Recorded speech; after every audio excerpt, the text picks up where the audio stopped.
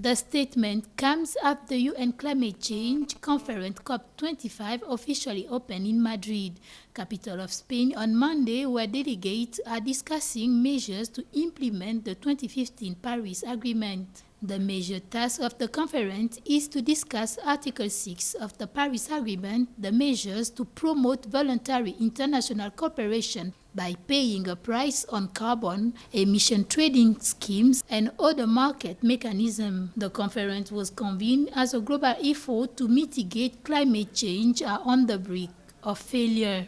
According to UN Environment Programme report published last week on the emission gap, countries have collectively failed to stop the growth in global greenhouse gas emissions, meaning that deeper and faster cuts are now required. The report says that emissions have gone up by 1.5% per year in the last decade.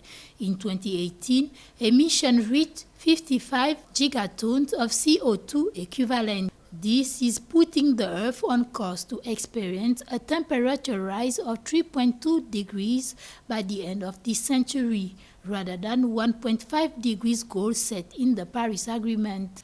The report named the United States as one of several large emitters alongside Brazil and Japan that's falling short of its own target, or what are called nationally determined contributions. But last month, the Trump administration filed paperwork to quit the Paris Agreement in the first step of a formal withdrawal process. The report also reveals what needed to get the situation back on track by limiting global temperature rises to 1.5 degrees above pre-industrial levels, as set out in the Paris Accord in 2015. It said despite the bad start, the target was still achievable but would require a huge effort over the next 10 years.